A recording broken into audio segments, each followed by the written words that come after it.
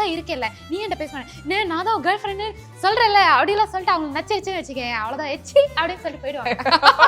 நம்மளுக்கு ஒரு பிரச்சனைனா நம்ம அதை போய் ஷேர் பண்ணணும்னு நினைப்போம், இல்லை நம்மளுக்காக ஒருத்தவங்க இருக்கணும்னு நினைப்போம். we should share our problems அந்த பார்ட்னராக நினைப்போம். ஆனால் அந்த பையன் if in a relationship if that guy is going through something அவங்க வந்து they'll choose to be alone.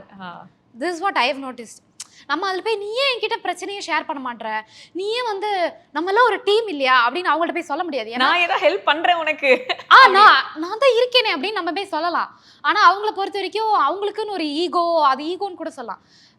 And they are built that way also. நம்ம அப்பாவாக இருக்கட்டும் சரி, நம்ம தம்பியாக இருக்கட்டும் சரி, நீங்கள் இப்போ நோட்டீஸ் பண்ணிங்கன்னா தெரியும், நம்ம குடும்பத்தில் இருக்கிற அம்மா வந்து நல்லா புலம்பி தள்ளுவாங்க பிரச்சனையை. ஆனால் ஒரு அப்பா எடுத்து பாருங்க, அவங்களுக்குள்ளேயே வச்சுப்பாங்க, அவங்களே அதை டீல் பண்ணுவாங்க. So men are naturally built like that. இந்த மாதிரி அவங்க ஏதாவது பிரச்சனை வந்துச்சு அப்படின்னா அவங்களே வந்து அதை சால்வ் பண்ணணும்னு நினச்சிட்டு அதுக்கப்புறம் ஷேர் பண்ணணும்னு நினைப்பாங்க.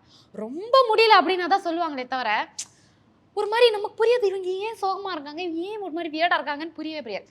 ஆனால் அவங்க வந்து அவங்களுக்குள்ளேயே நிறைய சோகம் இருக்கும். அண்ட் தேல் என்ன சொல்கிறாங்க, அவங்க வந்து அவங்களே அதை சால்வ் பண்ணி முடிச்சணும்னு அவங்களே நினைப்பாங்க. அந்த ஸ்பேஸ் கொடுத்துட்டா போதும். ஆமாம், அந்த ஸ்பேஸ் கொடுக்கணும் எனக்கு. ஸோ இதுதான் வந்து நான் இது பண்ணேன்.